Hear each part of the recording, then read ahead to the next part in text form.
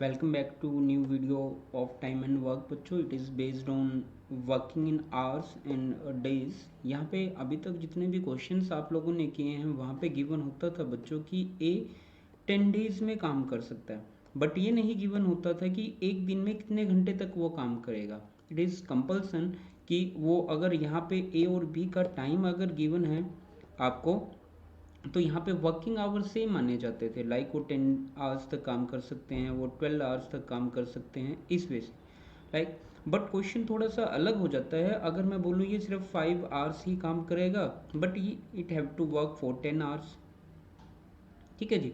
तो वहाँ पे क्वेश्चन थोड़ा सा अलग बन जाता है जब वर्किंग आवर्स भी गिवन होते हैं। वर्किंग आवर्स में क्या गिवन होता है कि गिवन होगा आपको कि ए 10 डेज में काम करेगा। लेट से ए 10 डेज में काम करता, बट ये वर्क करेगा सिर्फ डेली 2 आवर्स। ठीक है। बी जो काम करता है वो 20 डेज में ख़त्म करेगा, लेकिन he will work on only for 5 hours. 5 घंटे तक ही सिर्फ काम करेगा। और अब भी क्वेश्चन आपसे पूछा जाए कि ए प्लस बी दोनों काम करें, कितने दिन में वो काम खत्म कर पाएंगे if they work daily 2 hours, अगर डेली 2 घंटे तक वो काम करते हैं। तो in this type of questions what we have to do, देखिएगा यहाँ पे आप टाइम को एक बना लीजिएगा। कैसे? देखो 10 डेज में हम जो है ख़त्म करते हैं डेली 2 2 आवर्स करके, तो टोटल क्या बन जाएगा 2 × 10 that is equal to 20। B को भी सेम ऐसे ही बना लीजिएगा क्योंकि आवर्स हैं, तो ये हो जाएगा 20 × 5 that will be equal to 100।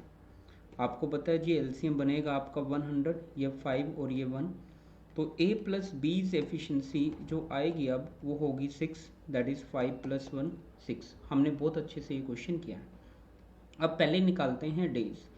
a plus B के डेज निकालते हैं। अगर वो डेली 1 आवर तक काम करता है तो it will B 100 divide by 6, total work divide by total efficiency, right. अब मैंने यहाँ पे टाइम निकालना था वर्किंग 2 आवर्स। अगर 2 आवर्स का आपने निकालना है, डेली 2 आवर्स वर्क करे, तो इसको डिवाइड कर देंगे 2 और से। ठीक है जी। तो अगर मैं इसको डिवाइड करता हूँ 4 से, तो ये 3 जो है नीचे होगा और ऊपर बचेगा 25। It will B 25 divide by 3 days working 2 hours daily. ठीक है जी। तो क्वेश्चन इस वे से आपका वहाँ पे बनता होता है। लेट्स सी एक एग्जांपल के साथ समझने की ट्राई करते हैं। We have given an example, I can finish a work in 16 days at 5 hours a day. ठीक है जी। एक बंदा जो फिनिश कर पाता है 16 डेज में कर पाता है, डेली 5 घंटे तक काम करेगा। अगर 1 घंटा काम करना हो तो टाइम ज़्यादा लेगा। कितना ज़्यादा लेगा? 16 × 5 डेज, ये 1 आवर का टाइम आ गया, राइट। उल्टा होता है बच्चों, अगर 5 घंटे का टाइम गिवन है और 1 घंटे का निकालना, तो ऑलवेज मल्टीप्लाई होता है। इस चीज़ को थोड़ा सा ध्यान में रखना आप लोग। तो बी भाई क्या करता है, you can finish it in 12 days at 4 hour a day. तो 12 × 4 कर लेंगे, तो 1 घंटे का काम यहाँ पे आता है। This is 1 hour work, right. 1 hour work, याद रखना इतना टाइम जो है उसको लग रहा होगा। तो आप इजीली बता सकते हो ये 80 आ चुका होगा, ये 48 आ चुका होगा, या तो आप लोग इस बेसिस को सोल्व कर लीजिएगा। आप सोल्व करके इजीली यहाँ पे आंसर जो है बना सकते हो। ऐसा कुछ नहीं है कि आंसर जो है नहीं बनेगा। तो अब यहाँ से एलसीएम लेने की ट्राई करते हैं। देखो इनका एलसीएम आप कभी भी ऐसे मत लो, ऐसे लेने में बहुत ज़्यादा टाइम लगता है आप लोगों को। ये काम नहीं करना। यहाँ से डायरेक्ट कॉमन निकालो। देखो 16 यहाँ से कॉमन है, 16 यहाँ से भी कॉमन है, दोनों से कॉमन निकल गया। बचा क्या? यहाँ पे 5 बचा होगा और नेक्स्ट 3 बचा होगा, राइट। तो यहाँ पे भाई अब यहाँ पे 3 एफिशिएंसी होगी, तो यहाँ पे 5 डिवाइड करके देख लिया हमने। तो ए प्लस बी का 1 आवर, अब याद रखना है डेली वर्किंग क्या है, 1 आवर है उनकी। एफिशिएंसी टोटल क्या बन गई है? 8।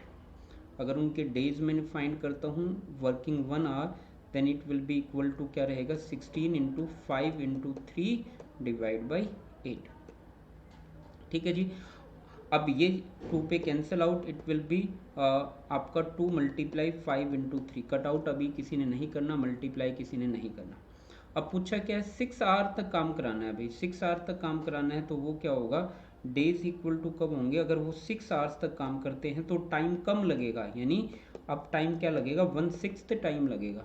डिवाइड बाई 6, ये कैंसिल आउट, बचा क्या 5 डेज, राइट। तो 5 दिन में बच्चों आपका काम खत्म हो जाएगा। ये था working hours and days relation. Days भी गिवन है, वर्किंग आवर्स भी आपको गिवन है।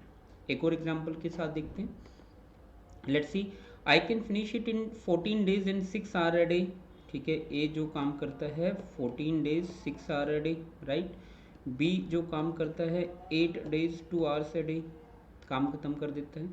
और बताना है कि 4 आवर्स में काम करें डेली तो कितने दिन में कर पाएंगे दोनों। ठीक है जी, चलो एलसीएम लेने की यहाँ से ट्राई करते हैं। अब देखो, इनका एलसीएम चाहो तो आप मल्टीप्लाई करके भी ले सकते हो कि 40 इंटू 6 कर लिया, ये 16 हो गया, तो तब आप 84 एंड 16 का ले रहे हो, उससे कोई बेनिफिट नहीं रहता। अब इस वे से भी डायरेक्टली जो है एलसीएम ले सकते हो, it is on factorised form. ठीक है जी, फैक्टराइज फॉर्म से डायरेक्टली एलसीएम ले सकते हो। लाइक ये 2 पे जाता है तो ये 7 इंटू 6, ये रहेगा 4 इंटू 2, राइट। ये अगर 2 पे जाता है 7 इंटू 3 माइनस ये रहेगा 2 इंटू 2, ऐसे कुछ बनेगा। दैट मीन्स एक तो ये 4 आ गया आपके पास, मल्टीप्लाई 7 इंटू 3 और मल्टीप्लाई 2 इंटू 2, क्योंकि इनमें से कुछ भी कॉमन नहीं आता। अब देखते हैं बच्चों, पहले अब इस 14 इंटू 6 को अगर इससे डिवाइड करोगे तो आप यहाँ से क्या क्या आपका डिलीट होगा, क्या क्या आपका कट जाएगा, वो चीज़ देख लेते हैं। एक तो 7 कटेगा आपका, 7 2 ज़ा 14, और एक 6 कटेगा तो बचेगा क्या, ओनली 4। ठीक है जी, अगर 16 से करते हो तो 7 इंटू 3 ही बचेगा, तो ये बचेगा 21। तो ए प्लस बी की वर्किंग 1 आवर की क्या आती है, 25, राइट। अब याद रखना, ये जो एफिशिएंसीज आई है उसकी, ये एफिशिएंसी है 1 आवर की। अब आपको इसके डेज निकाल लेते हैं, इसके डेज। अब याद रखना, ये 1 आवर वाले डेज में निकाल रहा हूँ, वो विल बी इक्वल टू होगा 4 into 7 into 3 into 2 into 2, total work, this is total work, divide by total efficiency 25। ठीक है जी, अब हमने तो 4 घंटे का निकालना है, अगर 4 डेज निकालने हैं। अब मैंने यहाँ पे 4 आवर्स के लिए, 4 आवर्स के लिए क्या होगा, डेज 1/4 लगेंगे अब आपको, क्योंकि डेली 4 घंटे जो है काम यहाँ पे अब कर रहा होगा। डिवाइड बाई क्या रहेगा, 25 इंटू 4, 4 से 4 कैंसिल आउट रहेगा, तो it will become 21 into 4, that means divide by 25, 84 divide by 25, तो आपका आंसर आ जाएगा option number C, that is 39/25 days. काफ़ी आसान है, इजीली कर सकते हो। एक नया मेथड मैंने सिखाया है, ब्रेक ना करो, मल्टीप्लाई ना करो, उसका कोई बेनिफिट नहीं होता।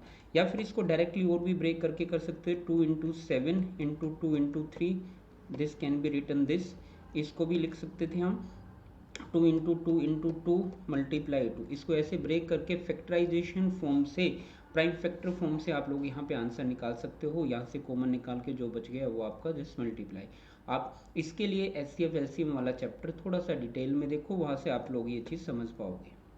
एक और क्वेश्चन देखते हैं बच्चों, थोड़ा नए डिज़ाइन का क्वेश्चन है। कहता है a can copy 75 pages in 25 hours. ठीक है जी, अब यहाँ पे 25 आवर्स का काम गिवन है, यहाँ पे ए एंड बी का काम गिवन है 135 पेजेस का 27 आवर्स का काम गिवन है।